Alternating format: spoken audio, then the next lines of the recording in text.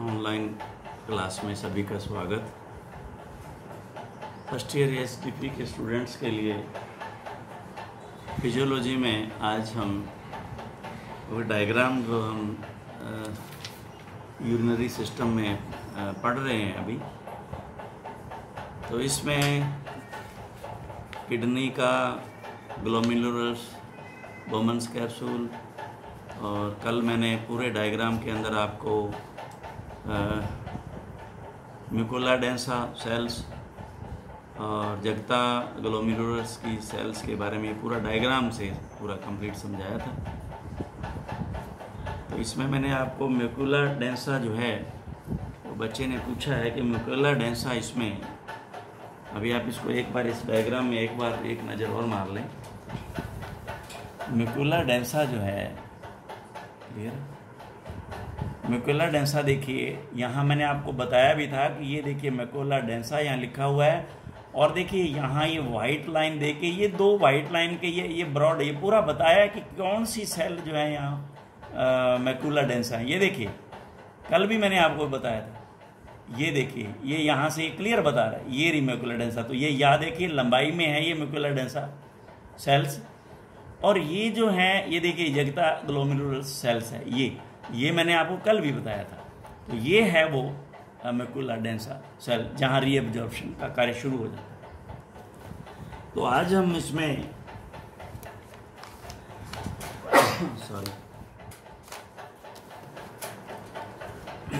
आज जो है हम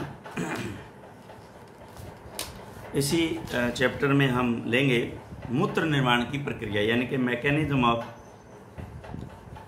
यूरिन फॉर्मेशन, पेशाब का बनना, और इसमें क्या क्या जो है वो एक्सक्रीशन होता है। तो सबसे पहले यहाँ जो डायग्राम दिया गया वो excretion and transport of urea.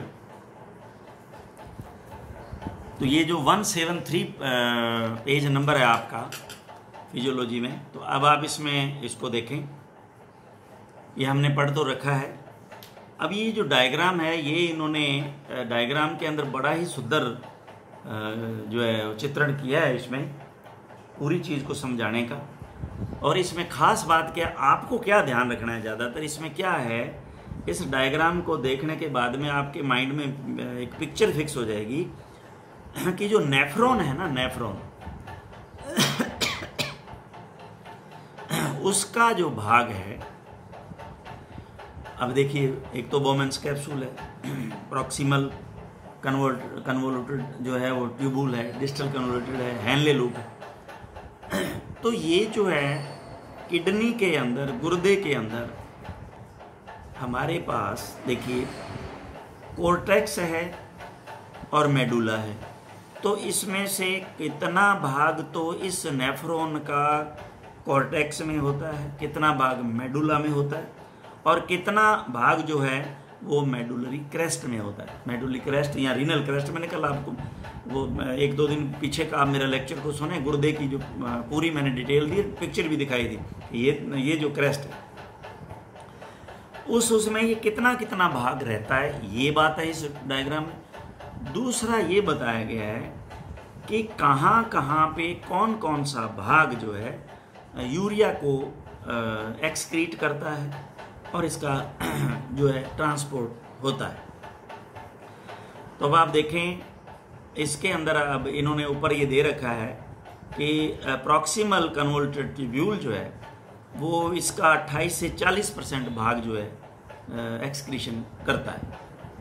तो इसके बाद में जो है हमारे पास ये जो ट्रांसपोर्ट आगे चलता गया, तो ये आगे बता रहा है ये कि डिस्टल कन्वोल्यूटेड ट्यूब्यूल, और उसके अंदर ये कंप्लीट जो है वो कलेक्टिंग ट्यूब्यूल्स में, डक्ट्स में जाते हुए, और ये क्रेस्ट पे पहुंच जाता है, यानी कि पेल्विस, गुर्दे का मैंने आपको पहले भी बताया था, जहाँ से यूरेटर स्टार्ट होता है। तो ये वहाँ तक ले जाता है और वहाँ से इसको एक्सक्रीट कर दिया जाता है। तो अब ये कितना कितना भाग यहाँ क्या कितना कितना होता है, तो ये देखिए यहाँ पे इन्होंने बताया है कि ये यूरिया का भाग जो है यहाँ कितना है। ये देखिए कॉर्टेक्स में ये जो 21 है, और ये आगे अब बहुत ही बारीक ये दे रखे हैं कितना है, 3, 5 क्या है ये समझ में नहीं आता, 8 है या 6 है जो भी है।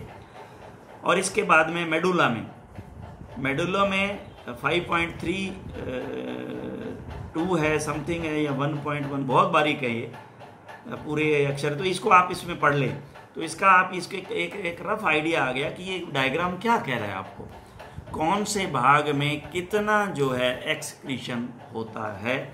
यहाँ इन्होंने ये समझाने का हमें जो है प्रयास किया है। और नेक्स्ट जो है वो है excretion and transport of sodium chloride. आपको ये भी पता है कि ये सारे के सारे जो है वो निकालने से काम नहीं चलेगा, इसलिए इनका रीअब्जॉर्प्शन भी होता है। अब सारा सोडियम अगर निकल गया तो ये भी एक सही नहीं है, क्योंकि ये बैलेंस जो एक्सटर्नल सेलुलर फ्लूइड है ECF है, उसमें उसका प्रेशर बराबर रखने के लिए, दाब बराबर रखने के लिए लिक्विड का फ्लूइड में, तो वो तो फ्लूइड के अंदर उसकी आवश्यकता है जितनी, उतना उसके अंदर रखा जाएगा। तभी तो मैंने आपको कल पढ़ाया था उसका कंट्रोल, कि भी जैसे ही एक ज़्यादा कंसंट्रेट होता है ये वाला ECF, तो जैसे ही कंसंट्रेट हुआ तो ये कहाँ कहाँ मैसेज तुरंत जाते हैं। हाइपोथैलेमस को गया, उधर जो है वो गुर्दे को गया, गुर्दे में जो है वो मैकुला डेंसा को पहुंचा। भाई आप अपना वर्क जो है इसका जो है स्लो कर दो, ताकि वो ज़्यादा पानी ना छने वहाँ गुर्दे में से। उधर जो है थ्रस्ट हो जाती है, प्यास लग जाती है, पानी पीना पड़ता है कि भाई पानी की कमी आ गई है, यानी कि बैलेंस बिगड़ रहा है, अंदर कंसंट्रेट हो रहा है वो फ्लूइड्स। तो इसलिए वो ये सारा का सारा हाइपोथैलेमस से, कल मैंने समझाया CNS nervous system, central nervous system में ये जुड़ा हुआ रिफ्लेक्स एक्शन के थ्रू ये सारी बातें जाती हैं। तो अब यहाँ एक्सक्रीशन एंड ट्रांसपोर्ट है सोडियम क्लोराइड।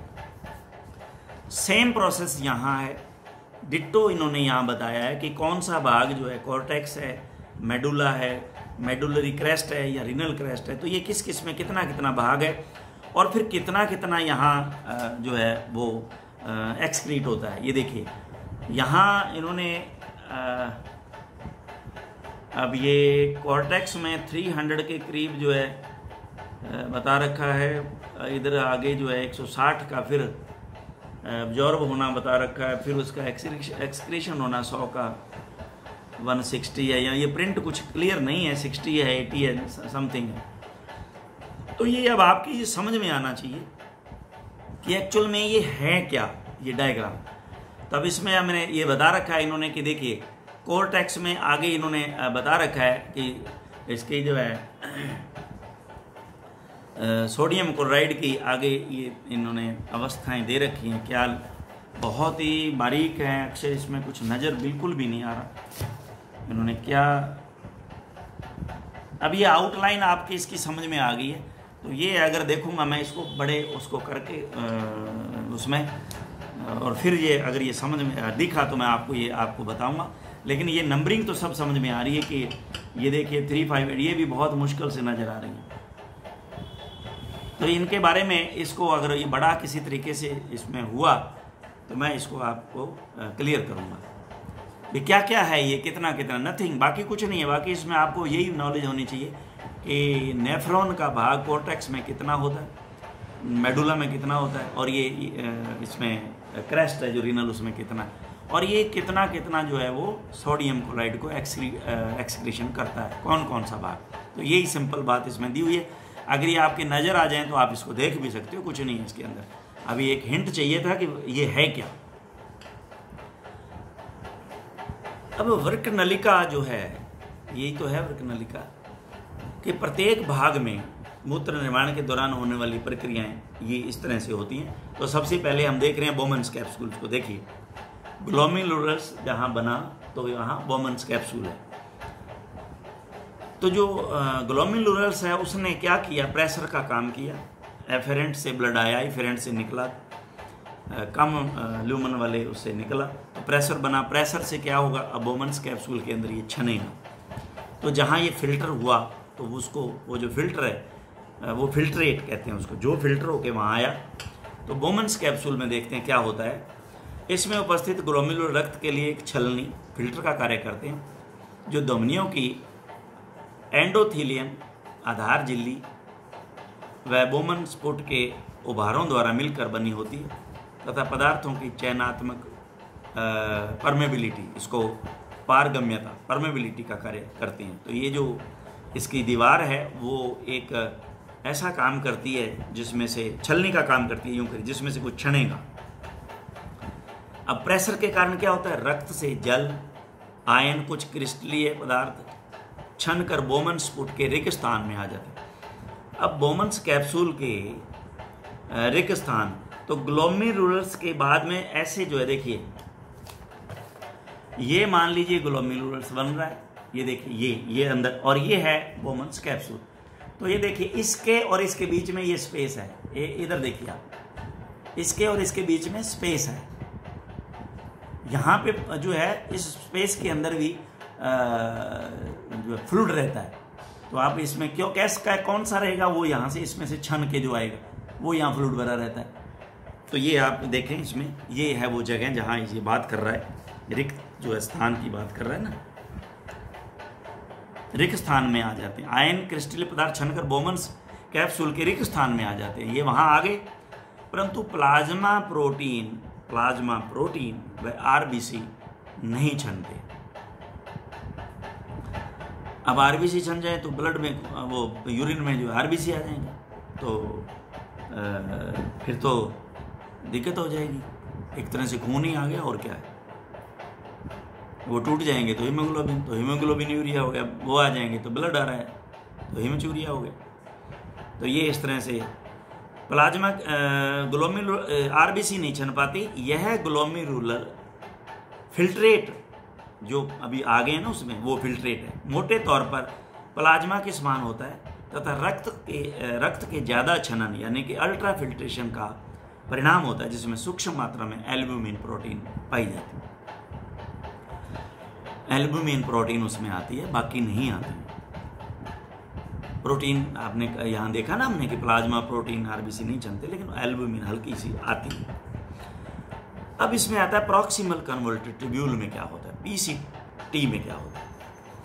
अंडरलाइन करना इसको, ग्लोमेरुलर फिल्ट्रेट का 80% भाग जो ग्लोमेरुलर से छन के बोमन्स कैप्सूल में आया, अब जो पहले जो है वो प्रॉक्सिमल कन्वर्टेड ट्यूब्यूल तैयार हुआ बोमन्स कैप्सूल के साथ जो अटैच नली है, उसमें 80% जो भाग है पीसीटी में पुनः अवशोषित कर लिया जाता है। अब आप देखें, इसको अंडरलाइन कर लेंगे। तथा परिनलिकीय कोशिकाओं यानी कि ट्यूबुलर कैपिलरीज के माध्यम से पुनः रक्त परिसंचरण तंत्र में पहुंचा दिया जाता है। जो उन ट्यूब्यूल्स के ऊपर कल मैंने आपको बताया था, जो वासा रेक्टा बताई थी ना मैंने आपको, बड़ा अच्छा डायग्राम बताया था, वो जो उनके ऊपर ही होती हैं नलकियाँ, तो वहाँ से ये क्या होता है, ये तो बाहर निकालता है रीऑब्जॉर्प्शन के लिए। तो अब क्या होता है, अब उसमें जो है रीऑब्जॉर्ब हो जाता है, उनमें पेरिट्यूबुलर कैपिलरीज के अंदर चला जाता है और वो ब्लड में चला जाता है। इस प्रकार ग्लोमेरुलर फिल्ट्रेट जीएफ का केवल 20% भाग ही हेनले लूप में पहुंच पाता है, ये ध्यान रखना।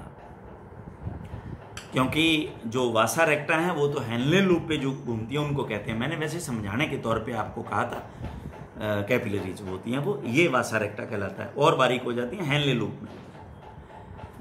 तो अब इसमें 20% ही हेनले लूप में, ये एक टर्न आई है ना, उसमें हेनले लूप में प्रवेश करता है। तो यहाँ पे जो किस तरह से रीअब्जॉर्प्शन हुआ और यूरिन में क्या क्या जाएगा, यहाँ ये डायग्राम में बताया। हाइड्रोजन आयन किस तरह से ट्यूबुलर जो सेल हैं, ये जो ट्यूबुल बताया, इसके सेल के अंदर hydrogen ion reacting with bicarbonate जो है उनके साथ हाइड्रोजन आयन किस तरह से रिएक्ट करता है और क्या बनाता है, और फिर क्या तो प्लाज्मा में भेजता है ट्यूबुलर सेल और क्या यूरिन में भेजता है, क्या तो एक्सक्रीट करने के लिए भेजता है और क्या काम में लेने के लिए, यानी कि ब्लड में आता है या प्लाज्मा में आता है, एक ही बात है। तो ये डायग्राम ये बता रहा है। तो ट्यूबुल सेल के अंदर ये क्या कहता है, बाइकार्बोनेट। अच्छा, ये उसमें कहाँ से आते हैं बाइकार्बोनेट? हम खाते हैं सोडियम बाइकार्बोनेट ही खाते हैं। क्या भाई एसिडिटी होगी, थोड़ा सा मीठा सोडा देना, खाते हैं ना कई बार। और वैसे भी एल्कलाइन ब्लड को करने के लिए हम किसी किसी तरह का एल्कलाइजर लेते रहते हैं। जितनी भी हमारी वनस्पतियां हैं बहुत सारी, उनके अंदर जो है वो एल्कलाइजर है। और ये एल्कलाइजर आगे जाकर के किस तरह से क्या इसमें करते हैं, जनरली ये बाइकार्बोनेट का बता रहा है। तो बाइकार्बोनेट जो है क्या बने होगा इसका, देखिए यहाँ पे ये HCO3 और H में यहाँ विभाजित हुआ। H जब जो है इसमें शामिल हुआ तो ये H2CO3 बना, तो ये कार्बोनिक एनहाइड्रेज हो गया। कार्बोनिक एनहाइड्रेज जो है फिर H2CO3 है, H2O और CO2 में विभाजित हो गया। अब CO2 वापस इसमें प्लाज्मा में भी भेज दिया। उधर है सोडियम बाइकार्बोनेट, ये सोडियम बाइकार्बोनेट दे रखा है। तो ये सोडियम जो बाइकार्बोनेट है जब ये आया तो ये इसमें से क्या करेगा, ये सोडियम तो प्लाज्मा में दे देगा क्योंकि आवश्यकता है उसकी, और ट्यूब्यूल जो है, और ये जो बचा HCO3 और सोडियम इसको जो है वो यूरिन में निकाल देगा। अब जो यहाँ फिर हमारे पास जो वाटर और H2O और CO2, तो एक भाग इसका CO2 इधर चला गया, तो यहाँ जो H2O बना ये यहाँ जो है ये फिर H2CO3 से जो है यहाँ इन्होंने जो है वो H2CO3 से यहाँ जो ब्रेक हुआ और H2CO3 बना, तो यहाँ सेम जो है ये प्रोसेस आगे से आगे ये चलता जा रहा है। H2CO3 बनता जाएगा सोडियम बाइकार्बोनेट। तो ये जो यूरिन में जाना है वो तो यूरिन से बाहर कर दिया जाएगा, यूरिन में चला जाएगा, इधर जो है प्लाज्मा में चला जाएगा। तो hydrogen ion reacting with bicarbonate. इसी तरह से hydrogen ion reacting with sodium chloride. अब ये सोडियम क्लोराइड के साथ बन के क्या करेगा, तो अब आप देखें हाइड्रोजन जो है वही सेम जो है इसके अंदर प्रक्रिया होगी, और यहाँ जो है ग्लूटामाइन जो है इसमें इसका जो ग्लूटामाइन जो है इसका ब्रेकडाउन जब इसमें होगा तो देखिए हमारे पास यहाँ अमोनिया जो NH3 बनी, जो ग्लूटामाइन है वो वापस उसमें प्लाज्मा में भी दे दिया जाएगा, लेकिन अमोनिया जो है वापस जो है यूरिन में फेंक दी जाएगी। तो ये देखिए यहाँ पे इसने बड़ा क्लियर ही दिया हुआ है। और जब ये H के साथ HCl और सोडियम क्लोराइड, जहाँ सोडियम क्लोराइड से सोडियम अलग क्लोराइड अलग, H2CO3 से H2CO2 बना, और H से H जब अलग हुआ तो ये जो H जो है अमोनिया इसके साथ अमोनिया के साथ जब साथ में जुड़ेगा तो यहाँ ये NH4 जो है मूत्र में NH4 जो बना देगा, अमोनियम बना देगा, और इसको साथ में ले लें तो ये अमोनियम क्लोराइड कहलाएगा। लेकिन यहाँ क्लोराइड अलग हो जाएगा, अमोनियम अलग हो जाएगा, और फिर ये अमोनिया के अंदर कन्वर्ट हो जाएगा। तो ये अमोनिया जो है इस तरह से बाहर पेशाब में जो है निकाल दी जाएगी। तो ये इस तरह से ट्यूबुलर सेल में एक और है, yes, hydrogen ion reacting with disodium phosphate. तो जब डाइसोडियम फास्फेट के साथ क्या होगा ये आप देखें, डाइसोडियम फास्फेट, अब आप देखें यहाँ ये ट्यूबुल सेल है और इसमें ये कार्बोनिक डाइसोडियम फास्फेट, अब आप देखें 2 Na है यहाँ प्लस, तो ये डाई हो गया, हाइपोफास्फेट डाइसोडियम फास्फेट, तो ये यहाँ पे HPO4 हो गया। अब इसमें से H आयन जो निकला तो यहाँ इसमें H2CO3 ट्यूब्यूल्स के अंदर बना, कार्बोनिक एनहाइड्रेज, सेम फिर इसमें वाटर और CO2 में टूट गया, और CO2 जो है प्लाज्मा में चली गई। इधर जो है सोडियम क्लोराइड और फास्फोट डाइसोडियम फास्फेट जो है ब्रेक हुआ, H निकला, तो यहाँ पे सोडियम और हाइपोफास्फेट बना जो यूरिन के अंदर चला गया। तो कई बार हम देखते हैं ना, ये जब ज़्यादा जाने लग जाए यूरिन के अंदर फास्फेट तो कीड़े लगने शुरू हो जाते हैं, आपने देखा होगा। ग्लूकोज जब कई बार किसी को वहम हो जाता है, वो जाके जांच करवाता है कि मुझे शुगर तो नहीं हो गई, तो बताते हैं नहीं, इसमें आपके फास्फेट जो है वो ज़्यादा आ रहा है, तो उस पे फास्फेट पे भी वो कीड़े लग जाते हैं। तो ये आपका hydrogen ion reacting with die sodium phosphate. अब हम इसके बारे में देखेंगे कि पीसीटी प्रॉक्सिमल कन्वर्टर ट्यूब्यूल से पुनः अवशोषण की प्रक्रिया जो निम्न प्रकार से नियंत्रित होती है। अभी हमने पहले पढ़ा था बोमन्स कैप्सूल, फिर पढ़ा था प्रॉक्सिमल कन्वर्टर ट्यूब्यूल। अब जो आता है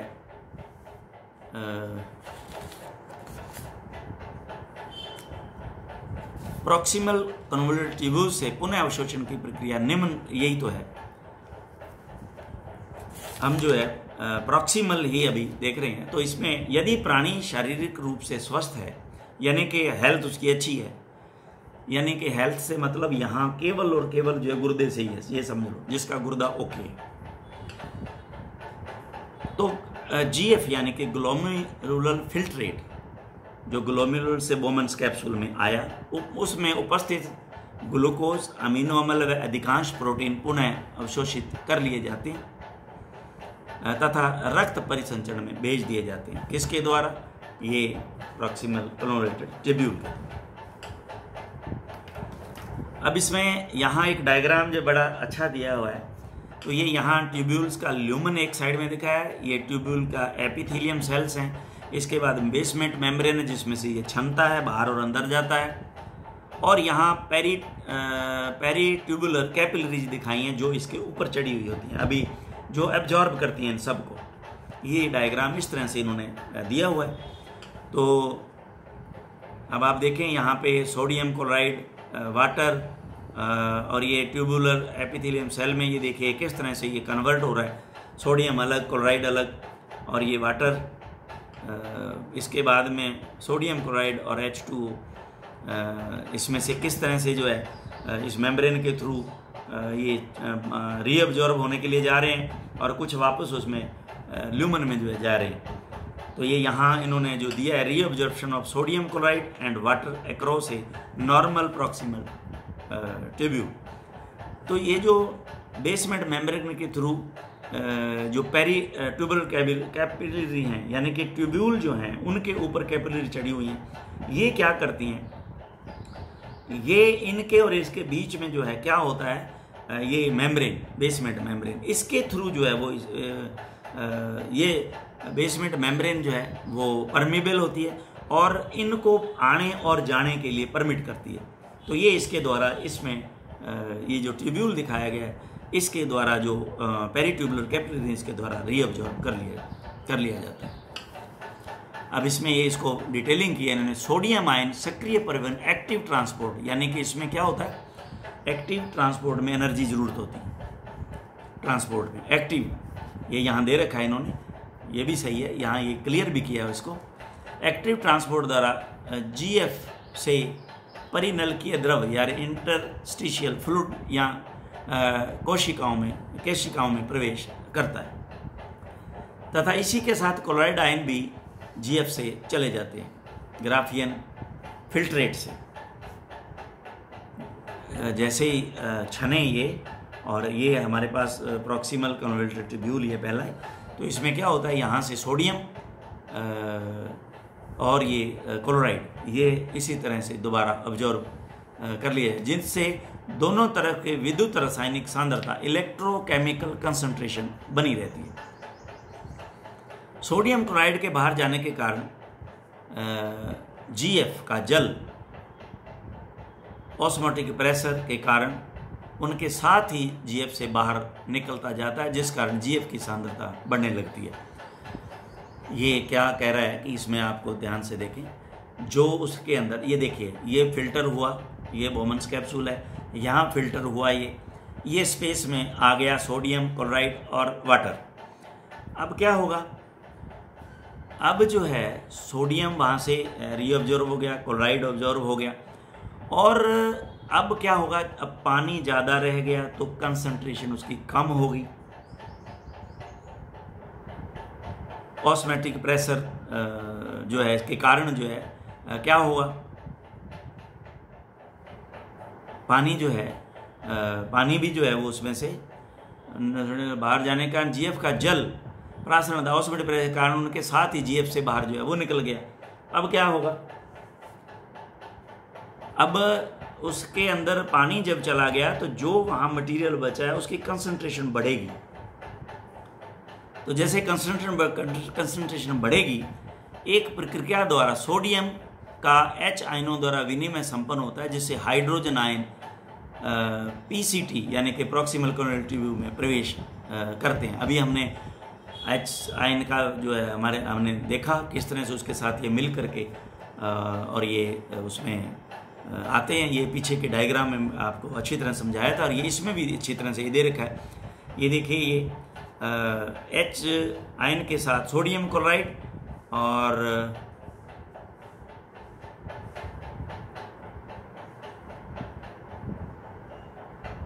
H2O सोडियम क्लोराइड के साथ मिलकर के आयनों का विनिमय संपन्न होता है, जिसमें हाइड्रोजन आयन PCT में प्रवेश करते हैं। हाइड्रोजन आयन अभी अपन ने पीछे पूरे इसकी डिटेल जो है वो देख ली है, कहाँ किस तरह से हाइड्रोजन आयन किस किस तरह से सोडियम से, फिर बाइकार्बोनेट से, इस तरह से हमने इनके एक्शन जो फिर डाइफास्फोट से, हमने पूरा डिटेल जो पीछे पढ़ लिया।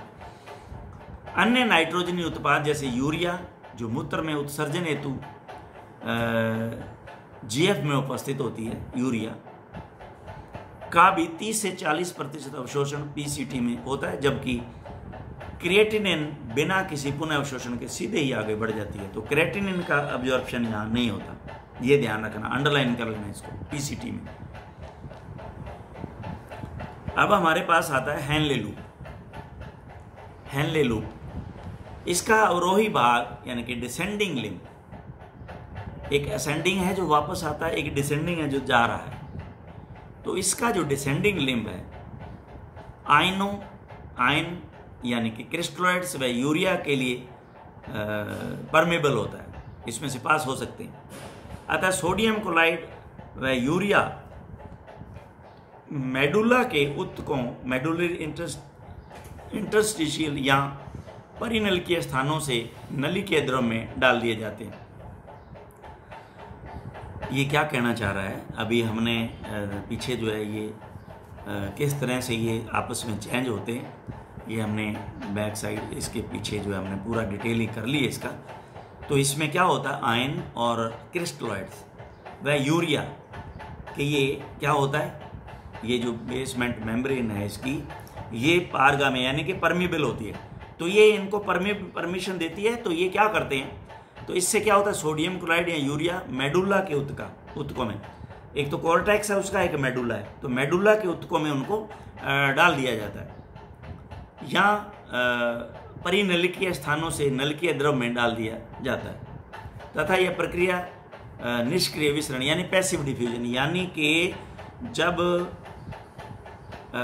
ये जो आयन जो है, देखिए इसमें दो तरह की हमने एक्टिव और पैसिव जो है, सोडियम आयन जो है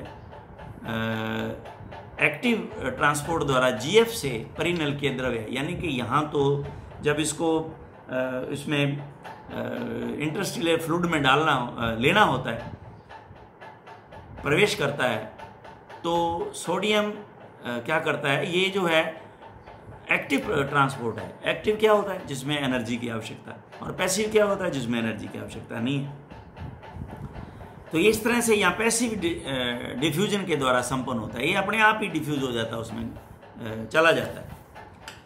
हालांकि इसके आरोही भाग असेंडिंग लिम्ब का प्रारंभिक हिस्सा अपेक्षाकृत रूप से कम पारगम्य होता है, यानी कि परमेबल कम होता है, परंतु फिर भी नलिकीय द्रव्य से यूरिया व सोडियम क्लोराइड मेडुला के उत्तकों या परिनलिकीय स्थानों से विसरित किए जाते हैं, डिफ्यूज हो जाते हैं, जिससे कुछ साम्यता इक्विलिब्रियम बनी रहती है।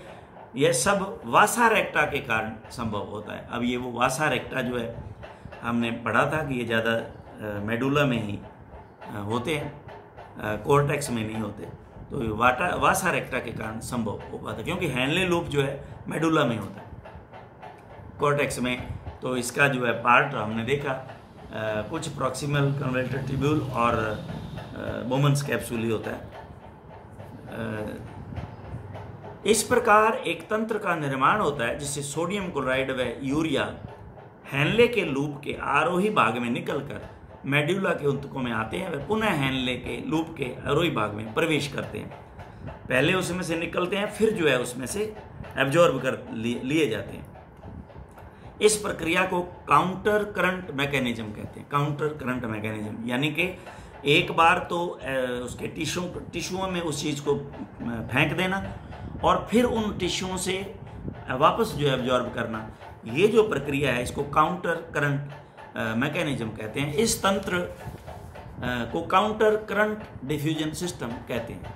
इस प्रक्रिया के कारण ही वृक्कीय मेडुला में सोडियम क्लोराइड व यूरिया की उच्च सांद्रता बनी रहती है मेडुला के अंदर। हैनले के लूप के आरोही भाग का मोटा हिस्सा यानी कि थिक पार्ट जल व यूरिया के लिए अपारगम्य होता है। देखिए ये परमिशन नहीं करता, परमेबल नहीं होता। किसके लिए? जल व यूरिया के लिए। परंतु सोडियम पोटेशियम पंप यानी कि सोडियम पोटेशियम पंप या सोडियम पोटेशियम ATPase सिस्टम के द्वारा सक्रिय रूप से सोडियम क्लोराइड को नलकीय द्रव्य से बाहर परिनलकीय द्रव्य में भेज देता है। यहाँ पे पंप सिस्टम से यानी कि प्रेशर से ये नलकीय द्रव्य में परिनलकीय द्रव्य में भेज देता है इसको। अतः स्पष्ट है कि जल मूत्र में उत्सर्जन हेतु चला जाता है, वह पतला मूत्र डाइल्यूट यूरिन निर्माण किया जाता है, जो एक सक्रिय प्रक्रिया है, अर्थात ये ऊर्जा पर निर्भर जो है करती है। तो ये आज हमने कुछ कोशिश की इसको क्लियर करने की। तो अभी आप इसको देखने के बाद में कुछ अगर आपको लगे कि आपको इसमें से किसी डायग्राम को दोबारा समझने की ज़रूरत है या कुछ और समझने की ज़रूरत है, तो आप मुझे बैक जो है वो इसकी रिस्पांस देवें। अब नेक्स्ट अगला जो लेक्चर हम कल हमारा लेंगे, जिसमें हम डिस्टल कन्वोल्यूटेड ट्यूब्यूल के बारे में हम पढ़ेंगे। प्रॉक्सिमल का हमने कंप्लीट कर लिया। Thank you very much.